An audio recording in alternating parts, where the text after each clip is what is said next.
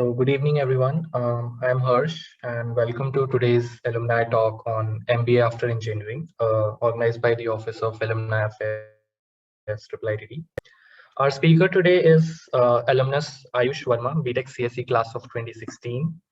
After completing his bachelor's from IIIT, Ayush has worked as a technology consultant in field of AI, ML, cloud, and cybersecurity for 4.5 years. Currently, he's pursuing his MBA from Indian School of Business, Hyderabad, and is an incoming consultant at Deloitte Consulting.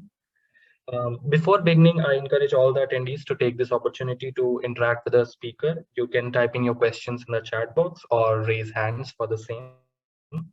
So, without ado, I would like to welcome Ayush to share with us. Ayush, over to you.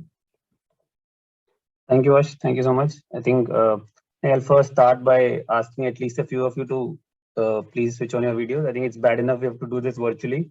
Otherwise, I should have been sitting in C01 discussing, chatting, maybe hopefully having coffee there. So I please request a few of you to at least show me some faces? At least I also have a feel of coming back to IIIT.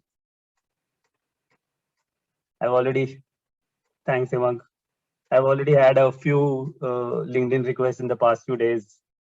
Just right now, I saw somebody checking out. So I think all of you kind of have tried to connect on an informal basis. So let's do that here also. And at least I can also get some of those engineers' faces, looks. I know if you're sitting in hostel, I think, trust me, I've been in worse positions than you. So it absolutely doesn't matter where you are or how you're doing. But it'll be great to see a few of your faces. All right, perfect. So I'll quickly start with a few quick introduction. Who I am, I think, unfortunately, 2016 batch, I don't think any of you would be remembering or even knowing my face. So I'll quickly start by a quick introduction about myself. I'm Ayush Verma. I think this is a line that sums me up completely. I'm a 20-year-old Delhiite who loves English football and the US political system. So if after 8:30 you see my sort of attention getting divided between two things, then it's just because United is going to start its match there. Uh, Education-wise, I think I've done my engineering from IIIT-Delhi, computer science 2016 batch as Harsh introduced me, and my MBA from ISB Hyderabad. I'm currently pursuing, just completing my MBA, I think 2-3 more months there. Um, my experience perspective, I think main parts that find my experience would be technology wise. I've worked in like Harsh mentioned, a couple of these firms have around 4.5 years of pre-MBA experience. I worked in a cybersecurity startup right from Delhi. I think it was in some sense a leap of faith where I enjoyed startup. I had this cybersecurity inclination. I think Delhi, most of you would be aware, right? Gives you that leeway to experiment in the last year of so of your 4-year journey. And so I inclined towards these fields, AIML, took a few courses, took a few electives there, and started jumping there. After that, I worked with this US firm named Hofsteiner. Again, I was doing the cloud transformation, digital transformation project. Post that, I joined ISB for my MBA journey, and after that, after ISB, I think I'll be joining Deloitte soon in their consulting division. Again, working on cloud strategies, technology strategy consulting, those areas. So feel free to ask me any questions at all on any of these aspects. Apart from that, I think something that I do enjoy or love and I'm passionate about is mentoring and teaching. So a couple of side dabbles that I have experimented in those. Go check out testprepbuddy.com if you want, or check out my profile on Upwork. So I think GMAT and MBA is another area that I enjoy doing there. How I plan to do or what I hope to plan to do today is, I think 3 main questions I want to answer today. I'll at least try to give you some inclinations of how the answers for these would look like. First, the why MBA question, whether you want to do MBA versus MS versus MTech. I think a lot of interest and inclination is already there in IIIT, at least in my time, they used to be for the MS journey. But I wanted to touch upon the MBA journey as well and what sort of a career option that is this, how is it different in those aspects. The when question, when to do MBA, once you are there and once you have decided that, let's see whether we want to do it with experience, without experience, what are the pros and cons of each and how does that change? And finally, the how. If you do plan to go ahead with this, then what's the exams that you have to look at? How do you want to prepare? What's the process like? How do you survive at a B school and all of those aspects?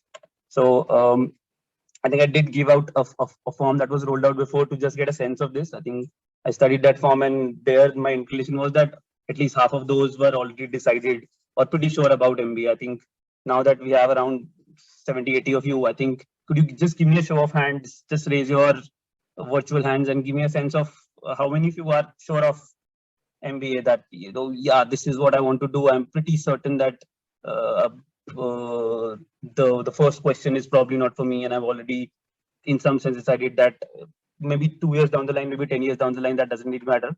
But if you are willing to, or if you're thinking of seriously considering MBA, then just give me a show of your hand so that I can see if the crowd has suddenly changed from the earlier form that was rolled out. I'll give you 5-7 more seconds. If you think that you are almost sure of MBA, just give me a sense check. You can still see few hands coming up. All right. And perfect. You can take your hands down, please.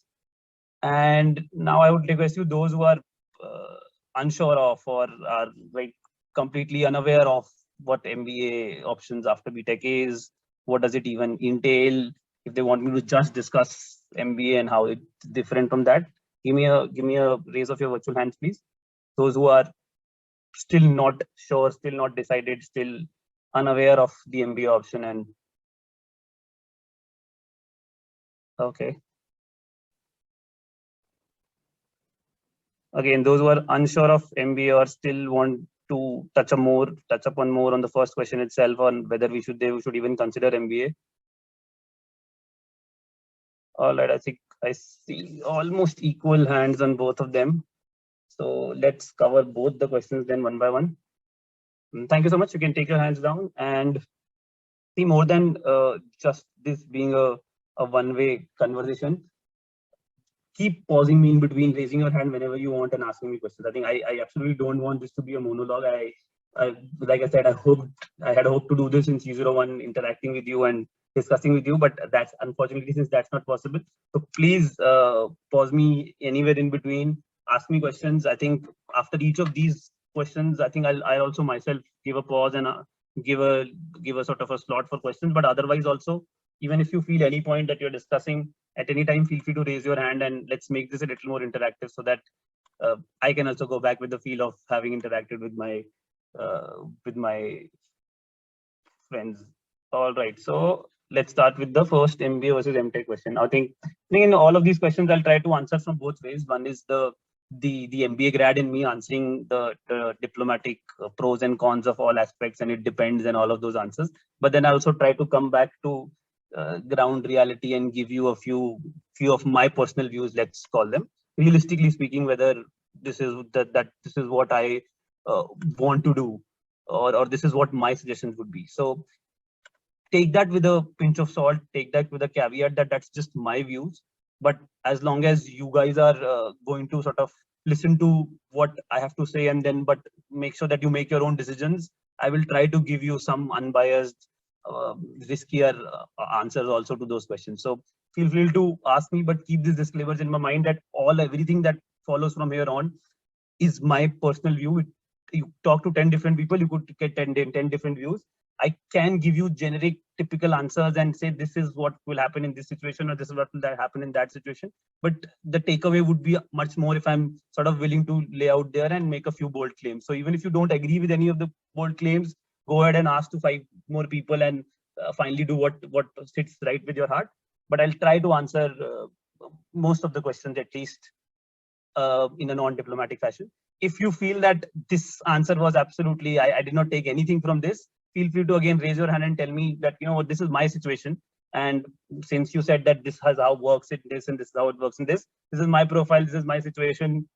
Those who are willing to ask questions, I'm willing to take their sort of perspective into head and say that if I was in this situation, this is what I would try to do.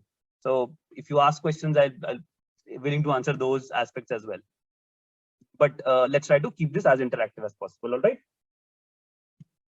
Perfect. Let's start with MBA versus MS. I think the first thing that you have to keep in your head is what do you want to learn? Now, fundamentally, how these two are different, I would say, is that in one, you do a depth first analysis of technology. In this other, you do a breadth first understanding of everything. So very important for you to keep this in your head, that how was your BTech ISB journey, IIIT journey like? If you felt like each subject was an inspiration, each subject was interesting and inspiring, and you want to continue in this domain and do a sort of a specialist position rather than a generalist position, then an MS is a better option and an MTech is a better option. If you, I think IIIT now even has a lot of courses, right, which are not completely CS centric, has other aspects as well, right?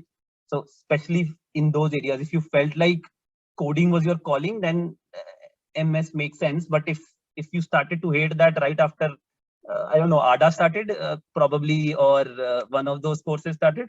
Okay, I can see a few of those smiling. So definitely, if that is the truth, then carefully consider whether MS is your calling or not, right? In the most basic sense, I would see the two are very different in terms of what they teach. So what do you want to learn is very important. Keep that as the first primary question. The second question I would say is, when do you want to learn?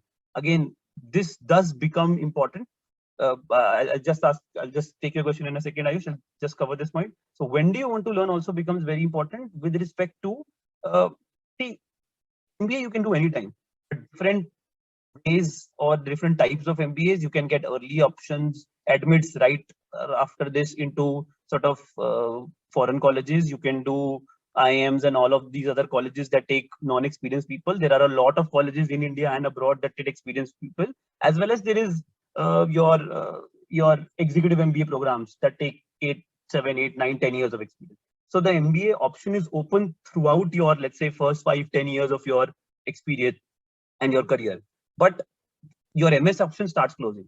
There's no hard and fast rule, but again, the sooner you start MBA after your BTech, the better it is. MS after your BTech, the better it is. So make sure that if you, that's another factor that you take into consideration, that if you want at least 2, 3 years of break, or if you have to financially earn for XYZ reasons, or you want to sort of be able to do an MS from a US school requires financial backing. If you want to not take a loan and save that amount, then suddenly it becomes another extra factor that you have to take into consideration. All right. Yeah, go ahead, Ayush. Let me know what you were asking. So you touched upon the point of hate, but like while coding, right? So, matlab, hate. What kind of hate you are talking about? Like, because uh, hate हम generally 2 से 3 महीने में define नहीं कर सकते, right? If I'm not wrong, right? So, matlab, what kind of hate you are talking about? If you can elaborate on that point. Fair enough. See, okay, hate is probably a strong word, but there in every class, there are a few students who love programming and like absolute extreme end pe hain, or there are a few who are totally on the other extreme end. If you are not on the extreme end where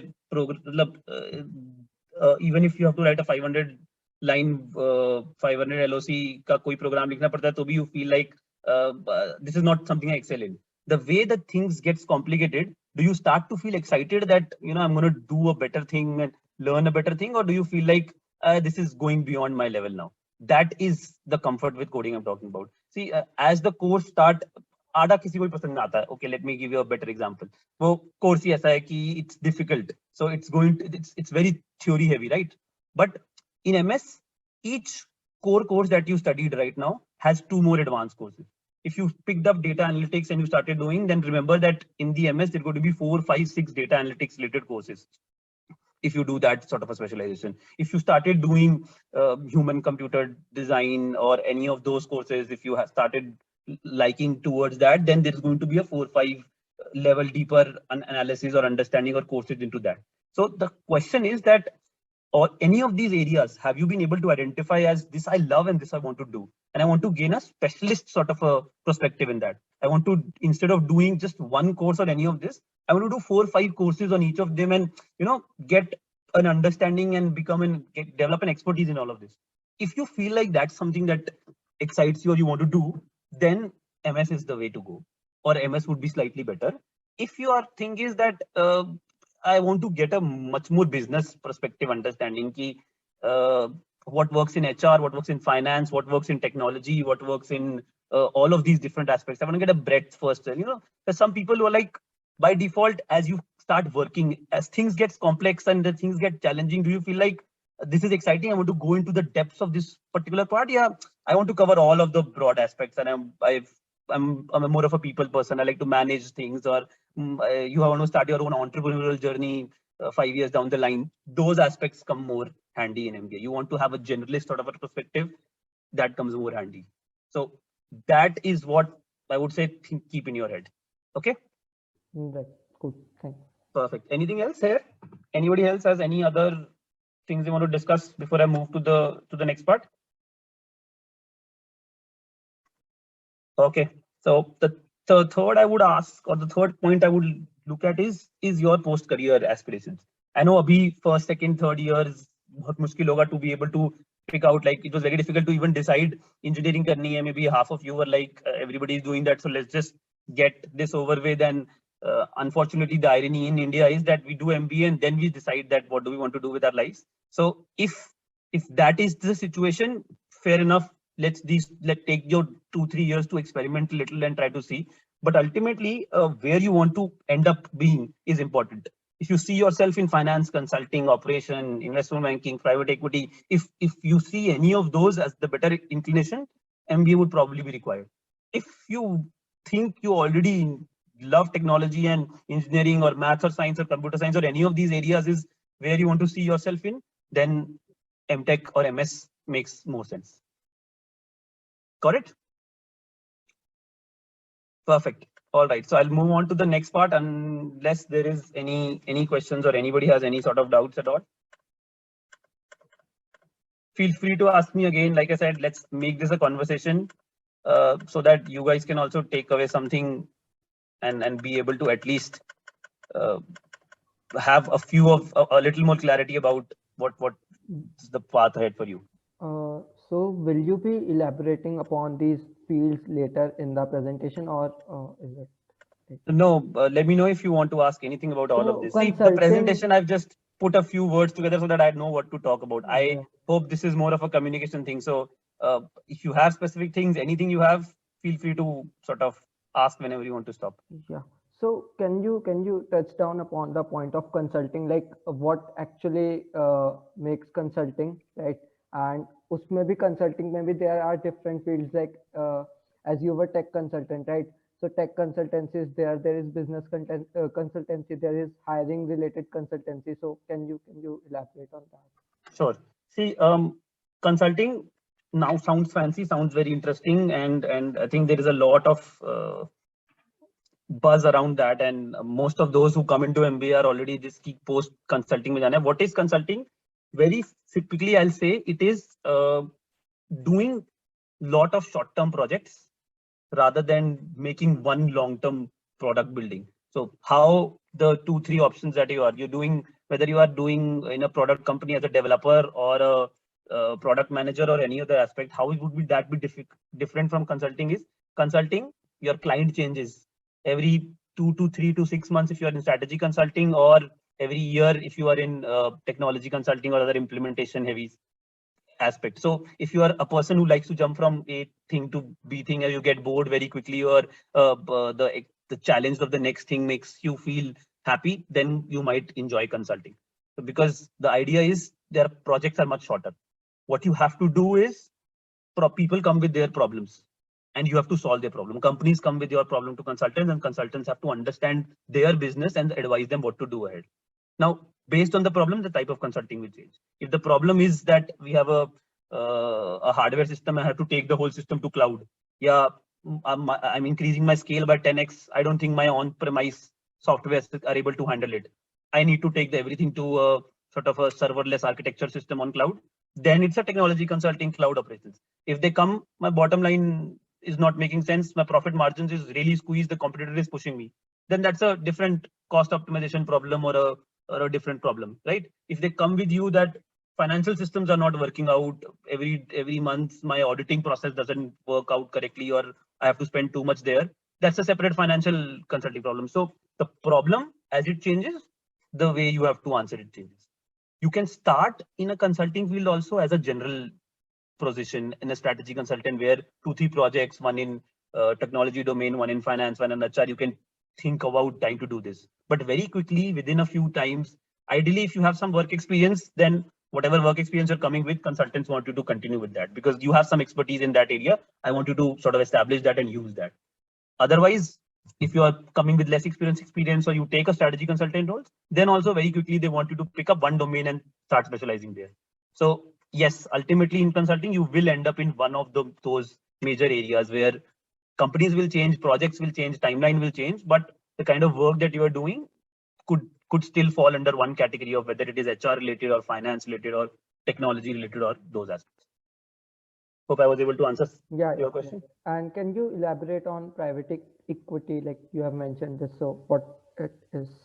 Sure. So see, private equity investment banking, again, I would say I'm not, I'll be very honest, I'm not fully aware of all of these aspects, but very broadly for your understanding, your investment banks, your Goldman Sachs and your JP Morgans and your other banks, where their wealth management, what asset management, what aspects do you want to invest in? Their idea is to suggest ways to or methods or processes to all of these corporates on how to do their investments. That's one part of investment banking. Private equity is again you trying to figure out companies or startups and areas in which you want to identify, helping them grow and helping them expand. So investing in startups, investing in next generation companies, trying to identify the next big thing that is happening in any particular area. So even in private equity, you might pick up healthcare or technology or electronics or automotives. You pick up one of these areas and you gain an expertise, and then 4 years down the line, you start becoming a private equity expert in that domain, that in the healthcare sector, which is the next thing happening, which is the next technology that is coming, what's the next innovation, which companies are doing this, that. Then you identify those, you make your pitches and your thesis, and you go invest in those companies.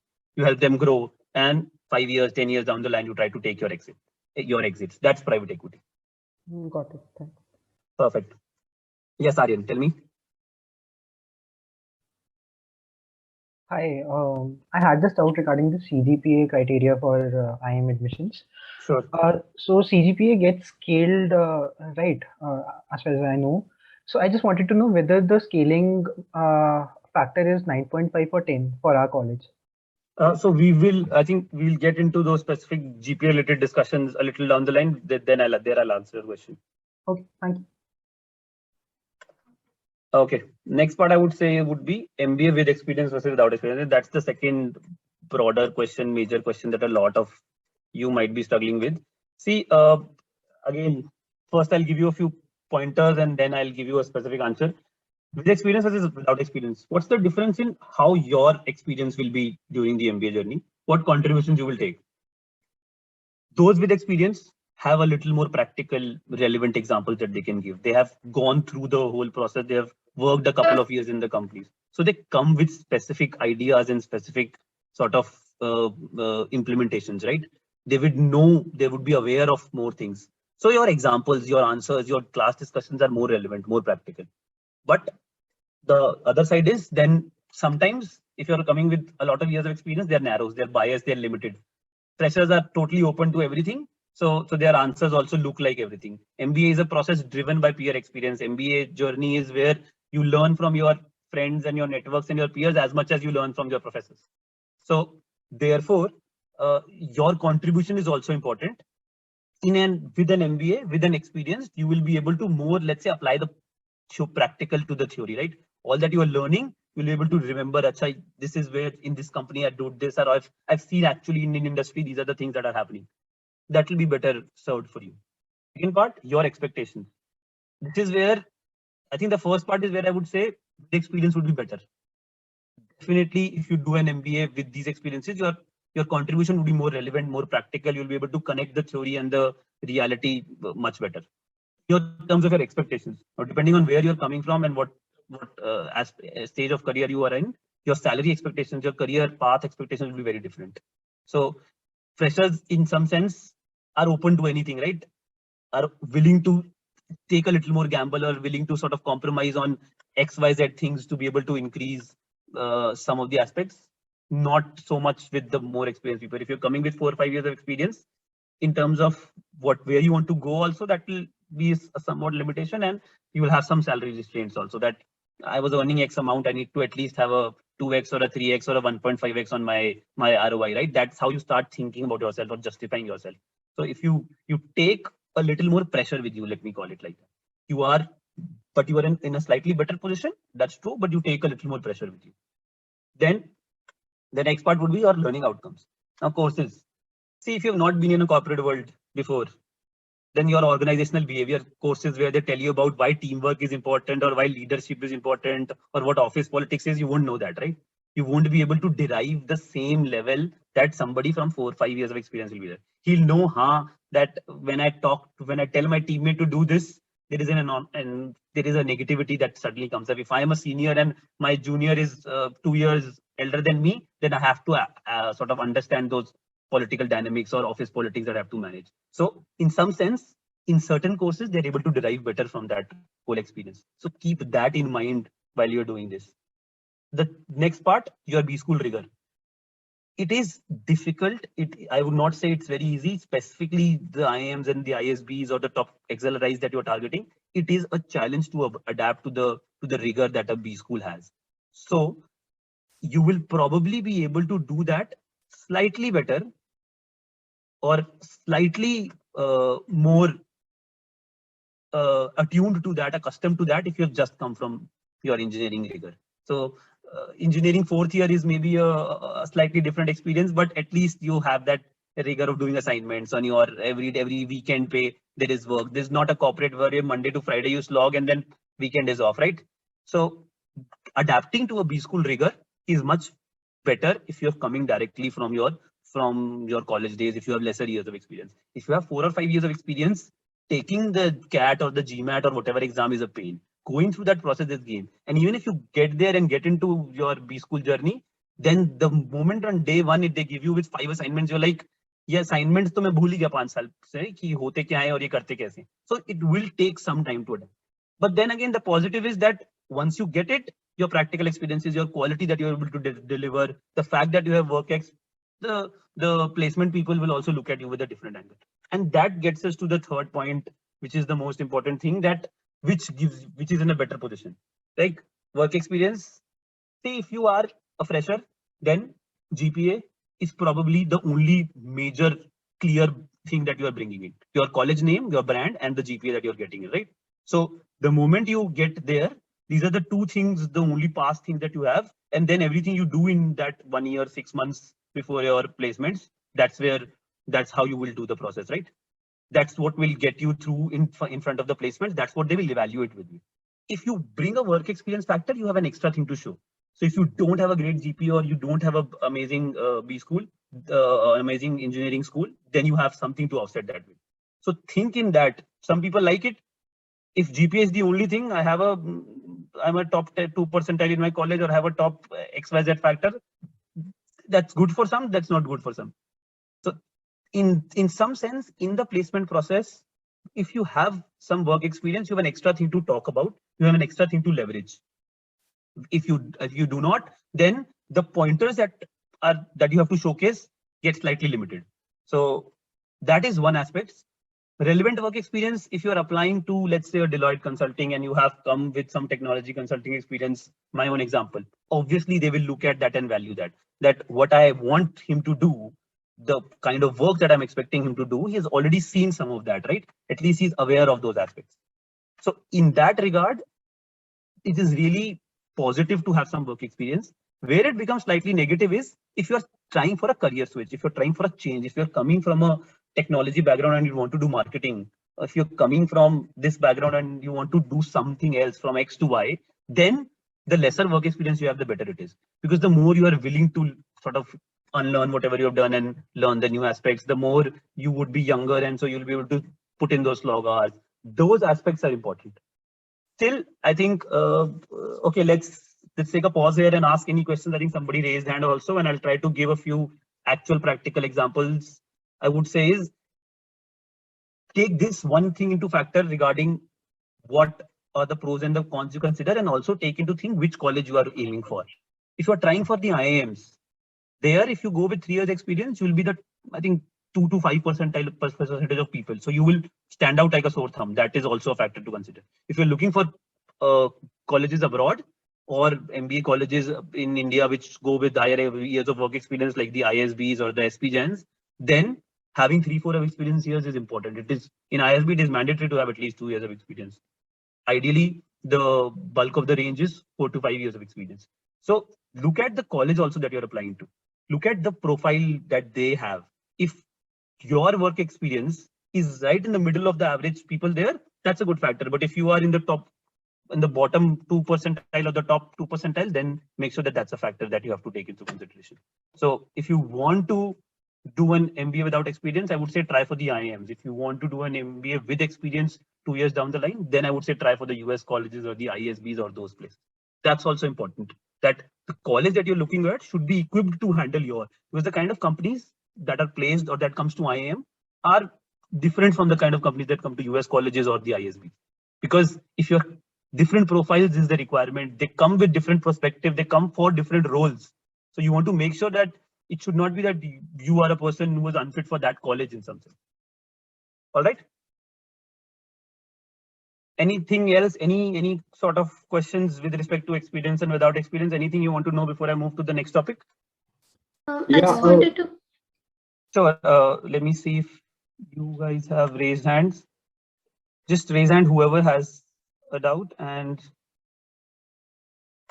okay, let me check. I think these must be non-video participants because I had them. Okay, yeah.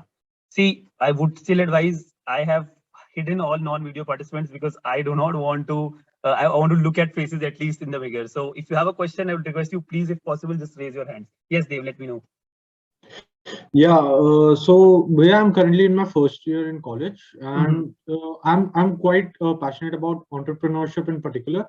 So, for example, I basically want to get to know about how several new ventures and companies work. So, since I have quite a journey ahead of me in my BTech itself, so what kind of roles would you advise me to take up in the future so as to learn more about the working of several other new ventures that are coming up? See, if you yourself have an interest in entrepreneurship, working in a startup, working in a smaller community where the work is one day X, second day Y, third day Z. If you're working in a large company, you will be most likely limited in your role. The smaller a company, the better it would be. And not saying that either of them will make a huge difference, but let's be honest, there is a slight difference if you get to experience all of the different business aspects and then you go into an MBA college and you're able to say that, 5 years down the line, entrepreneurship was my goal. That'll give you a better flavor of those aspects, those areas, rather than a typical developer in a firm where there are 10,000 others like you doing the same thing.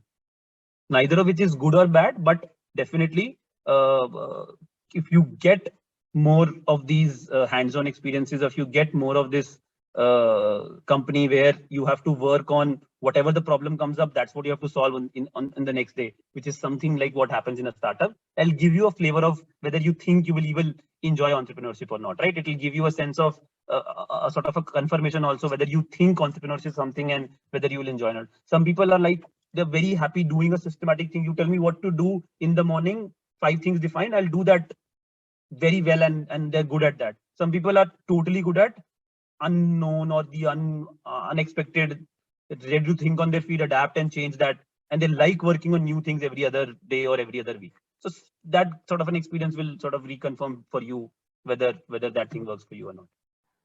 Okay. Perfect. Ankush, go ahead. Actually, I just read somewhere like IIMs also prefer like work experience. Like it's not totally that they don't want like work experience. Like जैसा आप कह रहे थे अभी, they do prefer. Like I have read like IIM Indore prefers like 2 year. Like it's I don't know. I'm not sure. Like IIM Indore has like 2 work experience like benchmark. Like they want 2 years work experience. So I just want to know like what are the different roles that you were talking about, like Sure. for IIMs, like the companies do prefer, or like for like in ISB you said like it's 4 to 5 year work experience. So what are the difference? So see, yes, IIMs also, I won't say they prefer, but I've also started taking enough candidates. So just look at the profile. A typical IIM college, they will have around 30% to 40% people who are freshers with 0 years of experience.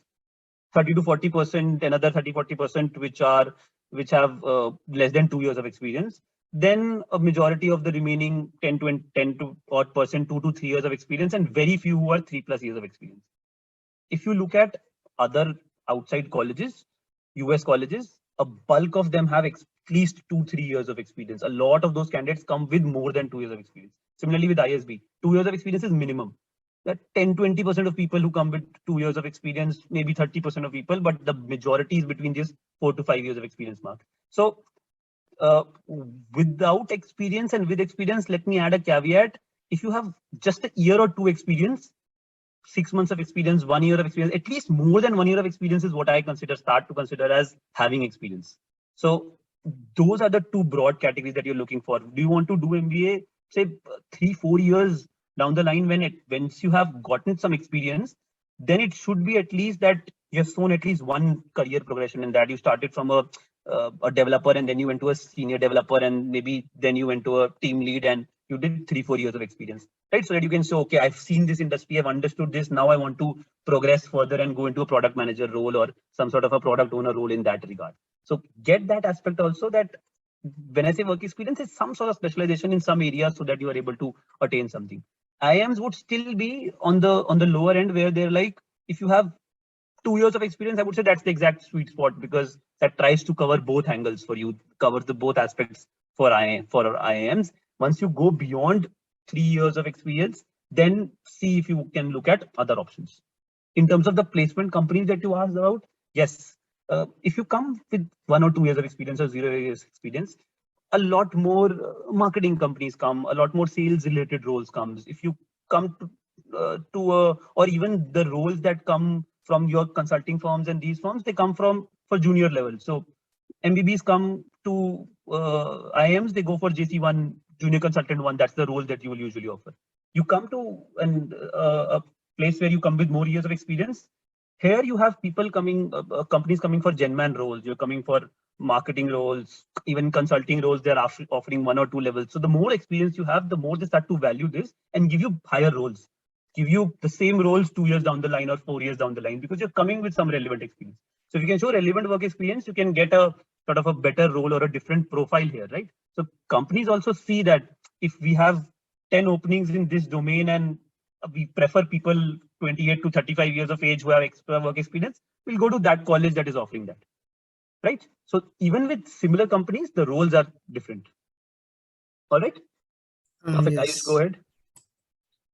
With respect to better pay and progress in your career, is a postgrad necessary or it does not matter? Okay. I would say it is not necessary, but it is favorable. Let me, again, with the caveat that this is my personal opinion, I would say a few years down the line, maybe not right now, maybe a few decades down the line, you will start to see that if the company has to, promote somebody there and for there are 5 different employees in front of them, as a manager, I would look at their work experience, their performances, how they have been doing in that company. That's true. But I would also look at which colleges they're coming from, or has he done an MBA? Okay, I'll promote him. He'll be able to do better leadership, better management, better team communications. Those aspects he would have looked at and covered, right? So in your career progression, maybe not immediately, maybe right now your skills and your it also depends on the kind of work that you're doing. Let's be honest, if you're doing a development role, you can progress to SD1, SD2, SD3 team lead quickly, certainly. But post that, to go to a higher position and to get a CXS kind of a role, it is a post graduation is better. It's definitely makes you sort of shine out or stand out in some sense, right? Go ahead. All right, thanks. No worries. Go ahead, Manan. Go ahead, Manav. I want to ask that if I pursue MBA just after graduation, and if I want to come back to a technological job, tech-related job, Yeah. so will it be difficult for me, as company will see that me as a person who has experience or has a knowledge of managerial, because I have studied MBA for 2 years. Mm-hmm.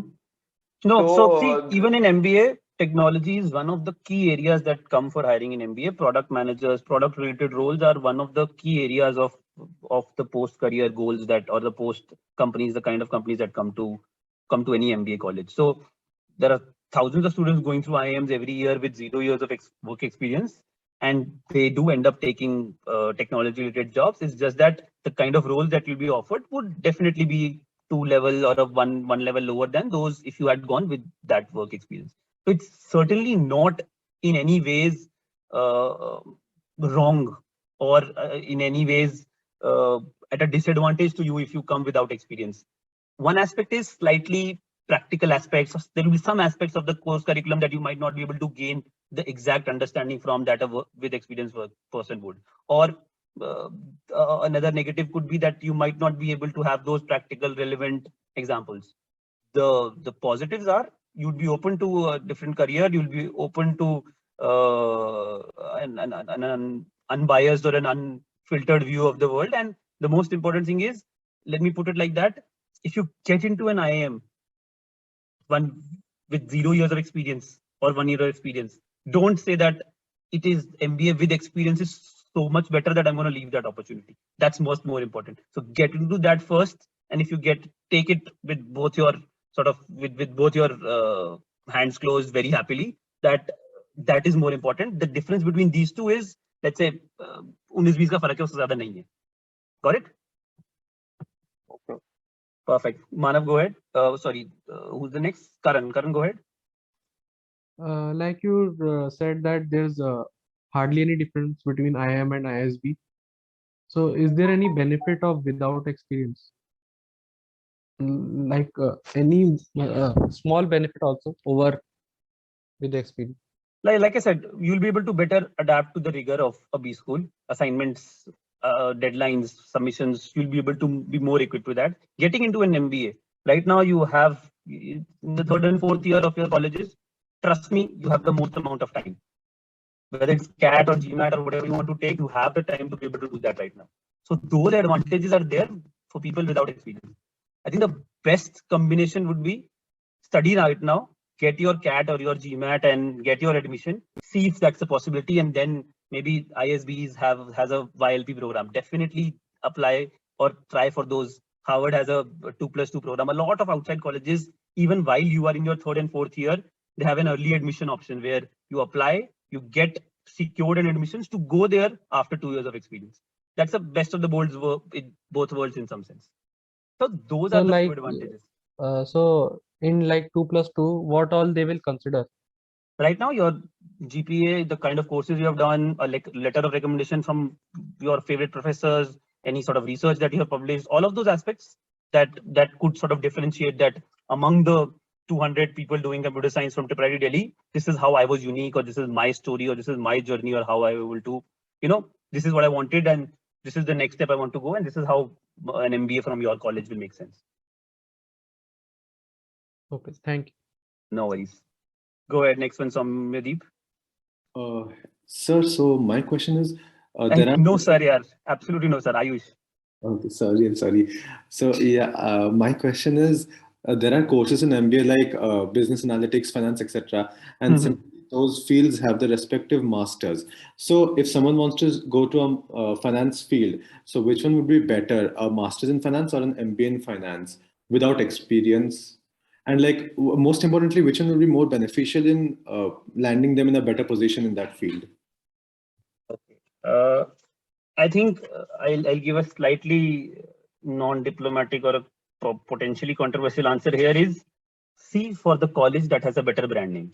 If you are getting these flagship programs from your best colleges, if you are getting an MBA from ISB or an IIM, even if you want to go into finance, it's better than getting a specialist course from a college that is probably unheard of. So in these two, look at the other aspects, whether it is masters in that area or it is whether it is, like you said, a specialization MBA in financial analytics from IIM, or it is a generalist position. Both of them, where it would matter or what would be better would be the brand name of the college, the brand name of the program that you are joining, how difficult it was to get there, those aspects. Okay, Correct? same case for abroad, right? Same case for abroad. Again, if you're going abroad, I think I will try to cover that. But if you're getting a top college in abroad, definitely prefer that over a top college in India. But a top college in India versus an okay-ish college or an unheard of college in abroad, just the fact that you're doing an MBA from US would not be able to sort of overcome the barrier or the advantage that you could get from a top college in India. Okay, yeah, makes sense. Thank you. All right. Go ahead, Anu. Hey, Ayush. So my question is basically, I'm an average student. So what my current goal is, I'm thinking that I'll gain a experience of a year or two, like in SD only. I want to try my hands on it, and then if I go for MBA, what all good options do I have in terms of colleges or in fields or whatever we're talking right now? Like, is it good? The experience counts. Like the SD experience counts as well. Yeah, absolutely. See, 90% of people in your IIMs are those that have 2 years of SD experience.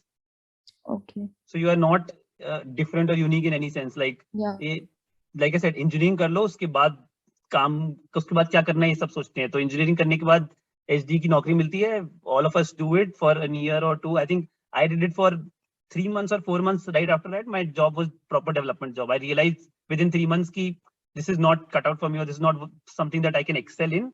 I shifted to technology consulting, and 4 years down the line, 3 years down the line, did a MBA here. So in that aspect, you're perfectly where everybody is. Once you get there, 2 years down the line, use those 2 years to sort of very quickly, the faster you're able to judge this, that development is for me or not, or is this role something that I see myself doing long term or not, the better you will be able to, the faster you'll be able to sort of prepare for whatever is the next post option that you get to. Yes. Whether that's MS or MBA or whatever. Yeah. Thank you. Got it? Perfect. Go ahead, Pragya. So this is a follow-up to one of the answers that you said. It's about, you talked about the importance of higher education in career progression 10 years down the line. Right. And then you gave the example that probably if you want to move on to manager roles and if you have an MBA, that's great. But now, will you be able to, I don't know if you can help me with this, but does this also make sense for MS and MTechs? Yes, to a slightly limited role in some sense. See, like I said, MS you usually do very quickly, like 1 or 2 years right after you, either right after your BTech or just 1 or 2 years after that you try to do MS. So 10 years down the line, that MS would have been a little far back in your journey. So your work experience would be a lot more important there. MS, the main advantage that MS would give you, or more of MS takeaway or ROI would be right now in getting at a better position. Getting in Amazon SD2 instead of an SD1 if I'm coming with MS versus without MS. That advantage is more significant. As compared to that MBA advantage that we're talking about, that 10 years down the line when you're progressing to a manager role, will you have that advantage or not? You're getting it? I hope I was able to sort of put it out right there, that MS advantage, that managerial position shift 10 years down the line also would be given an advantage too. But MS, the real takeaway is right off the bat, the position that you start, the company that you start, or that is a bigger takeaway from MS as compared to the progression into a managerial role 10 years down the line. Okay. Yeah, just one more thing. Sure. So if someone is interested in technology at this stage and knows that one is doing well and is, so would you recommend going for an MBA? Because what you said right now is that 10 years down the line, it's good to have an MBA because you get promoted. Yeah. But is this not a little problematic at this stage that you do an MBA, but then they won't consider you for a technological role as much as they would consider someone who's more engineering focused? No, absolutely not. See, let me clarify. First of all, that 10 years down the line could be 2 years down the line, 3 years, 4 years, 5 years, whatever, depending on which company that you are or what sort of a jump you're talking about. And secondly, even after MBA, there are a lot of technology related roles, product related roles that you want to do. See, for every developer who's programming at Amazon, there is somebody who's managing, right? There is a product manager, there's a project manager, all of those aspects. So all of those people are those usually with MBAs. So even in the technology domain, there are a lot of post MBA options. It's just that it is coding versus non-coding. Whether you want to be the one hands-on developing, or whether you want to manage your teams and doing your Scrum and your agile processing methodology following, or understanding the requirements from your clients and those, and telling it to the product leaders or the team leads of how the development needs to happen. Those aspects, those roles are also technology related roles, and those are very much there after MBA. So it's not that post MBA you'll sort of lose your engineering or lose the sort of that interest if you have towards technology. You want to stay in the field, there are more than ample opportunities in that field also. I see. Thank you. Perfect. Go ahead, Ayush. So here at IIIT-Delhi, we have an option of doing a minor in entrepreneurship or minor in finance, or even BTech honors. Do you think it would help us in any way in getting into MBA colleges? See, if less than 5% or 10% of your students of your college is doing that, it will help. In anything that differentiates you, and you are able to put it on your resume at the end of the day, that I was among the top 100 people in the college of 1,000 people who got the BTech with honors. That's an advantage, right? That's a significant change. If you want to apply for, let's say you do MBA, you graduate, you work in a typical company for the next 2-3 years, then you do MBA 4 years down the line, and then you want to move to a financial role.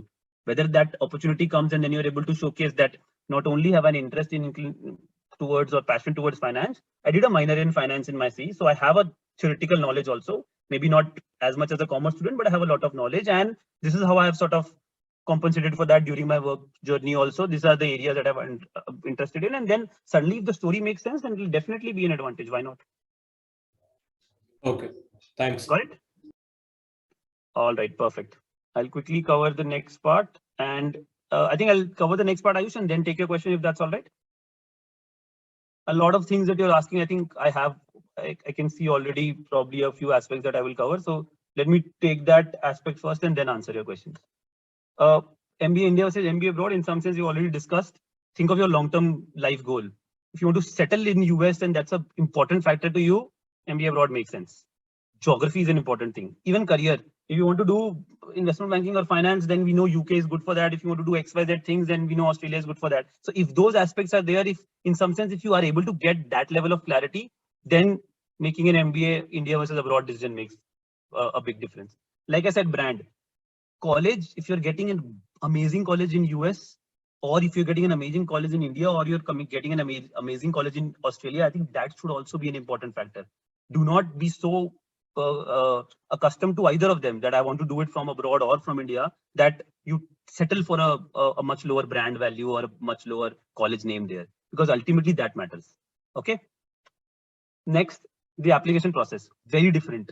Your GMAT plus your application plus your interview route for US colleges is very different as compared to your MBA route in your IIMs, where CAT has a much more weightage. So see which of those processes you are better built for. And finally, work experience. Like I said, abroad, slight preference towards work experience. India, majority of IIMs are all right, even if you have 0, 1 or 2 years of experience. And then automatically the quality of your work experience start to matter. If in the foreign universities in the US, if you want to do MBA, the better work experience, the better the company, the more the progression, the more the relevance you can show, the more important it is. In India, if you have just 6 months or 1 year of experience, even if it's not outstanding, it's not considered that big of a differentiating factor. Make sense? All right. India versus abroad, I don't have to say you, cost is important, visas is important, work permits are important. I think COVID has already shown us enough examples of enough horror stories of my friends. Hopefully it should start to subsidize now, and all of these issues should come down. But definitely cost and your visas and work permits is another aspect that you should keep in your head, that you're willing to take that risk, you're willing to take that gamble, that you will be able to sort of get back the ROI. Last aspect I would like to talk very quickly about is getting into a B school. I think first let's just look at the components that are involved of getting into a B school. You have to give a standardized test, whether it is GMAT, whether it's CAT, whether it's ZAT, whatever that is, and that's important. then your education scores, your GPA, your which college you're coming from, your resume, what all work have you done, or what all, if you're coming without work experience, what sort of research papers have you published, what's your activities or extracurriculars that you did at your college level, all of those matters. Essays could be if you are planning for schools outside, your WAT or GD rounds if you are planning for IIMs inside, LORs again for colleges outside, and finally your interviews. These are your main components here.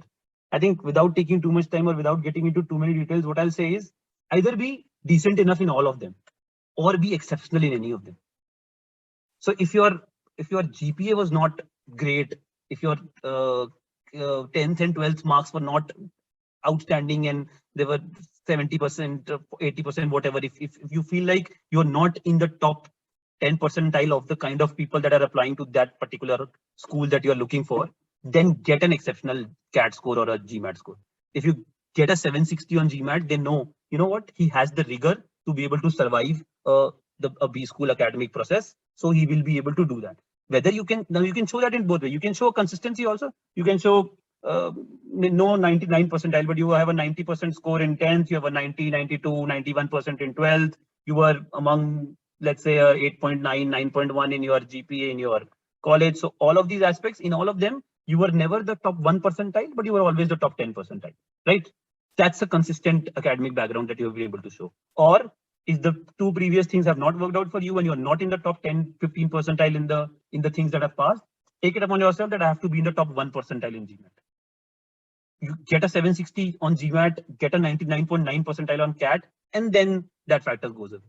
Similarly with work experience, if you're working in McKinsey as a backend technology analyst, or you're working in the Bain Capability Network, then that brand will carry you to some extent. If you're not, if you're working in something that is unheard of, then show your career progression.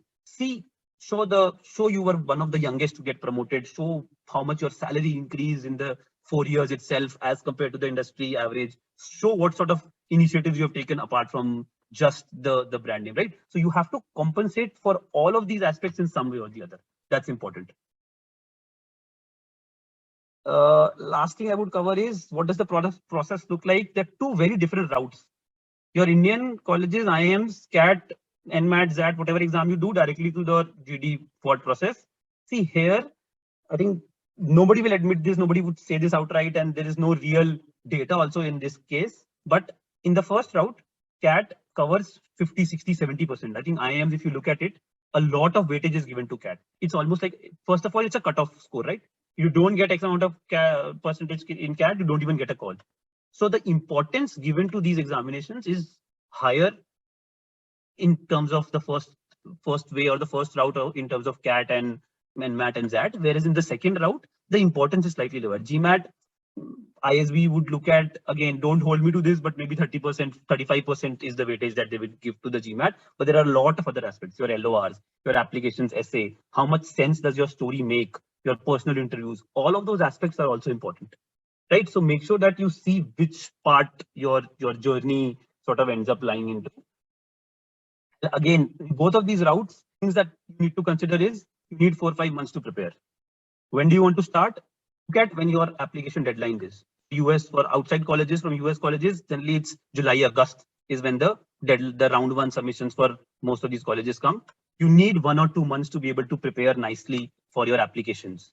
You need another 3-4 months to be able to prepare nicely for your GMAT. So you need 5-6 months. So February, March, I would say, would be the ideal time to start if you're looking for round 1 applications. If you're looking for GMAT examination, if you're looking for the first route, CAT happens usually in the November end. You need 5-6 months of preparation to be able to give a good examination. So start working backwards. Start working backwards from your end date, and that should be a perfect time for you when to start. A few other aspects, how to prepare. See, whether you do coaching or you don't do coaching, whether you do self-study or whatever you want to do, have a plan in place. That's very important. A lot of students that come to me, they fail. Why? Because पढ़ते रहते हैं रोज पढ़ लेंगे हो जाएगा. That's their idea. Like, how are you approaching this? They're like, I study for 2 hours every day. That's their plan. That is not what you should do. The plan has to be, there is an end date. The syllabus has these 5 components. I have broken my studies into this.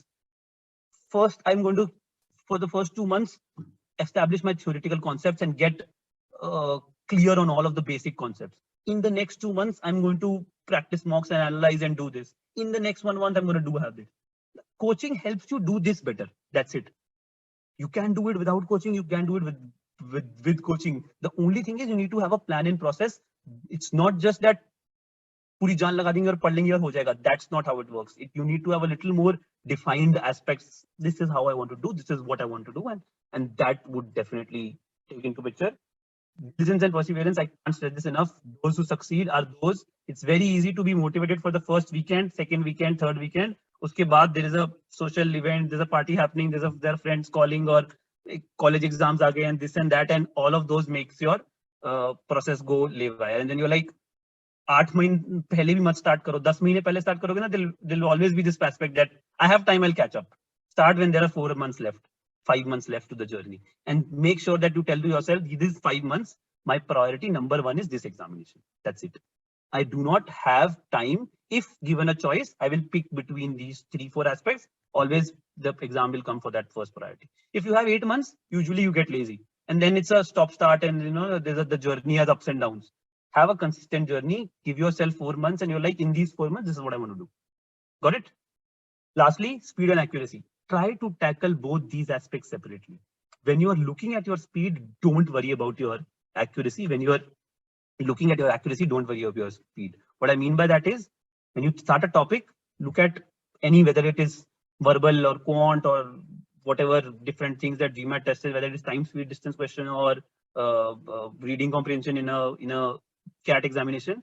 First, see if you have infinite amount of time, can you solve the question? If you have infinite amount of time, there's no time pressure. Out of 10, can you get 8 or 9 correct? Do you have that high level of accuracy or not? If you have, that means the concept is there, and then I need to practice and improve speed. Then move to the second aspect. Don't try to juggle both of these together. You will never know whether you are good at a topic or you're not. One day you'll get a high score, and the second day you'll get a low score, and you will be all over the place. So tackle these 2 aspects separately, right? All right. I think I've already exceeded the time that I was allocated by the team. If Harsh or anybody is there, just let me know. If I'm okay to continue for a few more minutes to answer the questions. Yeah, definitely. Perfect. Go ahead. Let's see if anybody has any questions on any of the topics that we discussed. I think I just wanted to make sure that cover most of the broad aspects. So in case anybody wants to drop off, can. But if you have any questions regarding anything that we discussed, feel free to ask. Go ahead, Aryan. Let me know. I think we didn't cover the scaling factor thing. Okay, right. So the scaling factor, I think it is based on your college's discretion. So right to, I don't know, Shitu ma'am left, I think as far as I remember. So whoever is your academic registrar or in that team, write to them. As far as I remember, it is a multiplied by 10 factor, but make sure that you get the confirmation from them. Okay. And also one more thing, can you just give some estimate of the CAT percentile we need to score for getting a call from maybe say the old IIMs and then the new ones as well? Okay. Just some rough estimate. It will be very, very difficult to give a generic rough estimate. Like I said, unfortunately. For a general male engineer. Okay, let's do this. General engineer male, IIIT-Delhi. What's your, if you don't mind me asking, what's your 10th, 12th and college GPSC? That factors will have some sort of a result. If you are. So it's 10 CGPA in 10th, 95.6 in 12th, and currently it's 8.94 CGPA college. Got it. So if you need a call from the, unfortunately the GEM candidate, that means if you need a call from the old IIMs, ABC, LIK, then you need to cross the 99.5% percentage mark. Okay. Whether we like it or not, that's the reality of it. It's very difficult for GEM candidates below 99.5 to get calls from these lists. So a few exceptions are always there, but it is very. Sorry, go ahead. So is this ABC or LKI? ABC definitely. ABC is, I would say, 99.67. If you are 99.5, 99.4, you can expect LKI, but only because in your case, let's say the GPA is good and the 10th and 12th scores are also good. Probably those factors might come into consideration. But just in terms of cutoff, ideally, 99.5, try to reach for all 6 of those. The top 3 definitely. And what about FMS? FMS, again, another one level down the line, 99.34 you could get. Okay. I had my friend 99.4 did not, did 19.2 did not get a call from FMS. Oh, okay. So that factor matters, but see, the thing is, you give your best and then you see what are the options that you never go with. This is what I want to, this is the percentage I want to target. Everybody plans to maximize their score, right? So maximize your score. And then if you want to reach back to me and come back to me that this is what I did, this is my effort, this is the position I'm in terms of my career, and these are the calls I'm getting. Should I go ahead and get it? The best advice I give to everybody is give your best in terms of CAT, then give your worst in terms of, even if you're getting a call from, I don't know, MDI or old IIMs, which you know that under no circumstances I'm going to go there. Even in that case, take the GD process, go through the interview, get the admit, and then decide whether you will get there or not. A lot of students, they get 99, 98, 97. They're like, they drop the whole process and they're like, I'm done. I'll tell you my own personal example. I got a 97 point something. I knew what I wanted to get through CAT would not happen with the 97, 98 percentile, right? Yeah. I gave the GMAT. Right after that, anyways, I had planned to give both the exam. I got a 760 and I had the ISB admit so just a few sort of weeks after that itself. So I knew that this is the college I'm going to go to. In some sense, I knew it is going to be much better than anything that the CAT could offer. But yet I sat through the process. I got admits from old IIMs, the new baby IIMs. I got a admit from MDI. I got whatever I could get. I gave that also. I got an admit from XLRI also. So the process, how much that will train, unfortunately, we don't have time to cover those aspects of exactly what goes into an interview or an application process. If anybody of you is interested, reach out to me and I will try to cover that. But that aspect, the learning that going through, sitting through a process, writing your application essay, the perspective that changes, that really makes a huge difference, even during your MBA journey, even during the best college. So make sure that whatever percentile you get, go through the whole process, take all the learnings that you can from them, and then come back and decide, okay, ultimately, I have gotten this XYZ colleges. Do I put one more year and try for IIM, A, B, C, whatever, or should I go ahead and take an MDI or take a IMI or whatever? Yeah. Got it? Yeah. Thank you so much. No worries at all. Go ahead, Samedeep. So yeah, you were saying one point that brand of the college is very important. So suppose someone is not able to get the top college in India, but has got a really good admit abroad. So even if the final goal is to get a job in India and not go and not abroad, so is it a sound decision to do the MBA from abroad? If you can do that financially, if the cost wise is not a big strain on you, definitely, absolutely go ahead. See, I think maybe I did not cover this or maybe I not say it out loud. A top college from the US is, let's say we call this M7. You might have heard of this term, right? The top 7 colleges, the M7 colleges, the Ivy League colleges, right? Yeah. Your M7s are definitely better than the best college in India. And then you have the difficult decision whether you're gotten a T15, which we call that, top 15 colleges, 15, 20 colleges that are, you go and check out any of these ranking, your MBA.com, Economist or FT, most of them ultimately have the similar set of colleges within the top 15, 20 ranks. So the difficult decision is when you get a top 15, 20 college there and you get an IIM, Ahmedabad or a Bangalore or an ISB here. That's where the factor is difficult for you to consider. But even if you have to come back in India and you're not getting a good college in India, in that case, a decent enough top 15, 20, even a top 30, 40 college from US is absolutely makes sense. Bulk of the people do come back after. So with the visas and the work permits being the way they are right now, anyways, half of the people work a couple of years and they do come back after that. So this will be definitely a sound decision. It will rather be a better decision than taking a without naming a few colleges, let's say taking any college that you get at a 90 or a 95 percentile in CAT, it's better to go abroad if you're getting a good college there. Got it?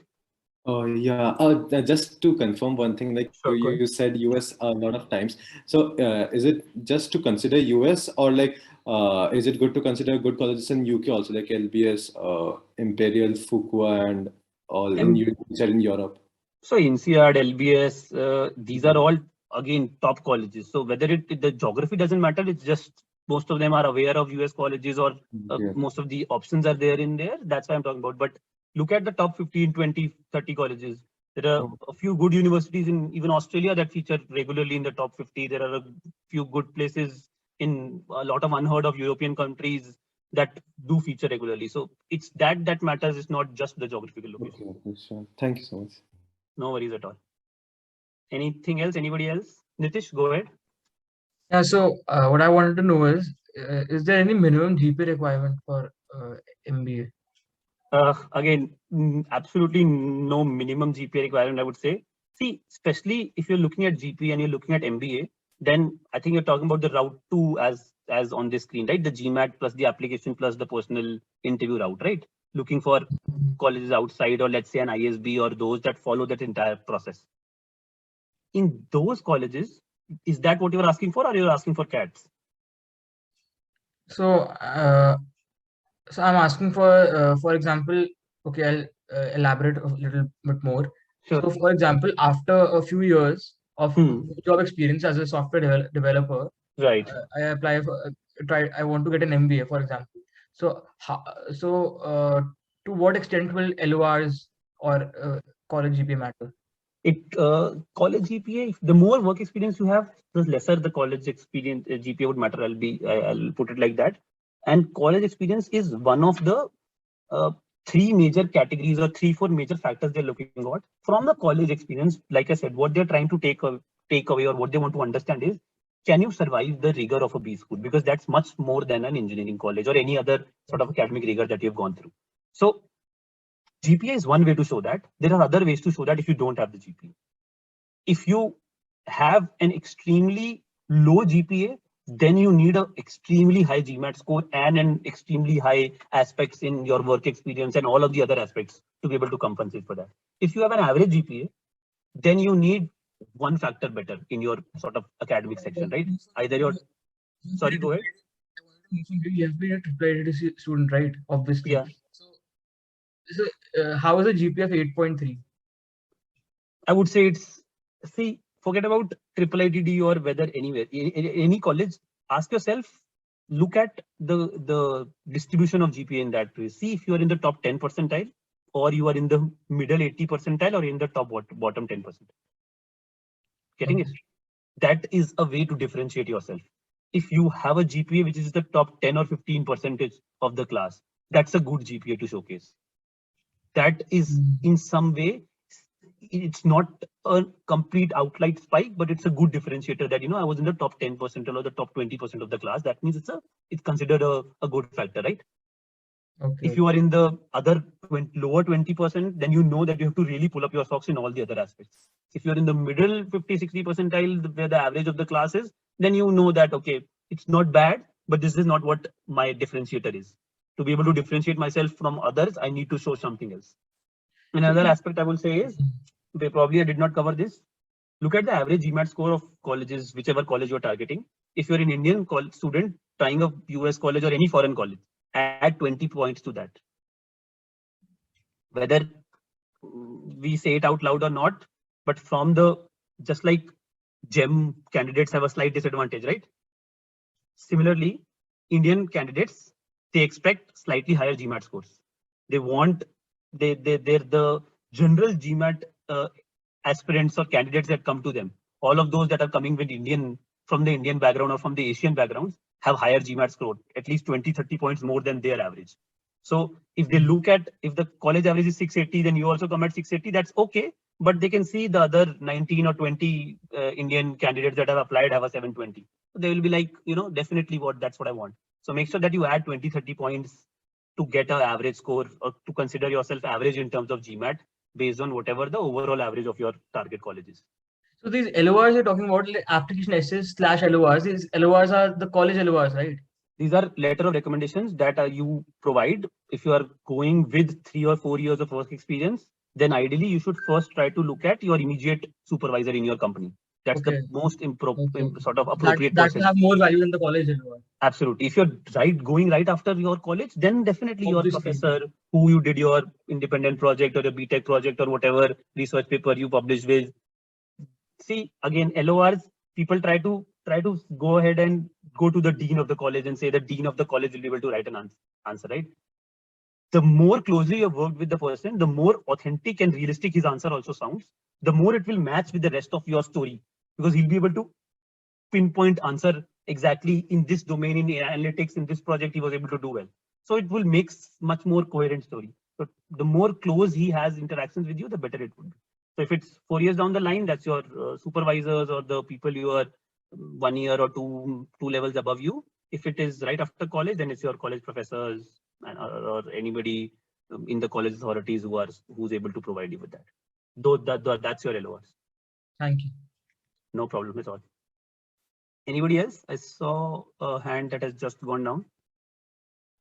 Yeah, so I basically raised my hand. I had one question that for a faster career progression as such, what would you personally prefer? An MBA early on in your career versus an executive MBA later in your career?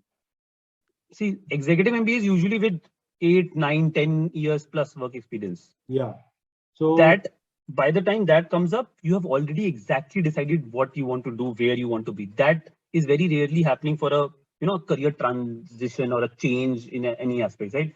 Whatever you are doing, you are pretty much sure of the domain that you are in or the industry that you are in, right? Usually with 10 years of experience, the kind of salaries that people are drawing, they're not ready to start at a sort of L1 or an L2 level in a new position, right? If you're coming from technology background, suddenly you want to go into marketing. Marketing folks will not give you more than an L1 or L2 level, and you do not want to understand that. So the two things are very different. MBA right now usually happens coming from without background or with background, a couple of years of experience. Also, you're coming from coding or software development or those related jobs, and you want to go into the product role as a product manager or a project lead or a marketing role in PNGs and HULs, or you want to do consulting in your MBBs. So you want to change the everyday work that you will do significantly, right? If you do an executive MBA, that's not usually what happens. You are just going, instead of one level above, after an executive MBA, I'm going to go 3 levels above, or my progressions will be slightly faster in the long run. So it's very, very different as respect to what you want from that MBA. The executive MBA experience versus a 2, 3 years, 4 years work experience MBA. So make sure that you ask that question to be able to answer whether which one will work better for you. Yeah, I was asking for that narrowed scope of focus only. So you were asking for that? Sorry, come again. For that narrow scope only. For the scope of just which is better for career progression. Yeah. Again, I'll answer what I answered to. And for example, many people as such go into. There are some people who basically go for roles in product management and marketing just after their BTech also. Exactly. And then after 3-4 years, they generally progress and get to know that this is what is best for me. And after that, if you want further career progression, so that you have a degree to support yourself in that particular domain itself, not then they go for executive. Not being only the BTech guy with their assets. Absolutely. See, like you said, like I said, majority of students are going after BTech in the IIMs, right? Right after BTech with 0 years of experience. So most of them now, like you also said, a majority of companies that come to these colleges are your HULs or your PNGs for your marketing and sales training and management training and these sort of roles, right? So they do end up going there, working there 4 years, 5 years, and then they realize, okay, I feel like I've identified this, or this executive degree could add a value to that, or the fact that my previous degree was a very generic degree and this specialization could help me in that domain. That's another sort of a good takeaways or a good cases in which an executive MBA would make sense for you. So if that is the case, definitely to make sense. In terms of just career progression, I'll go back by saying brand value slightly matters more in the long run as compared to the exact whether it's the flagship program or the executive MBA program. The degree would matter slightly less. Okay. So if you're getting an IMA or an ISB, doesn't matter whether you're getting exec or obviously, if you given the choice, the flagship program IIM is better than the exec program, but they have very different takeaways. They have very different sort of reasons why you're doing that, very different career paths or career positions that you might be in, why that would make sense. Got it? Yeah, thanks. Perfect. All right, I think I've hopefully answered all of the questions. There's still 30 odd folks on the call. So if you have any of the questions, feel free to ask me.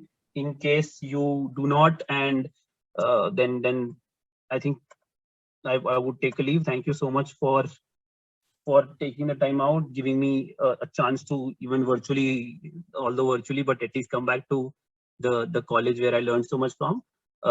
Good luck. And in case you have any questions, still follow up, feel free to reach out. I think Ayush Verma, ISB, you search on LinkedIn, you will find me. Feel free to sort of send any of those post follow-up questions that you might have. And looking forward to interacting with you. Thank you so much, Ayush, for your time, and it was a really insightful session. And glad I could help. Yeah, thank you everyone for joining in. So let's call it a day, and I'll stop the recording and end the call here. Thank you so much, everyone. Take care.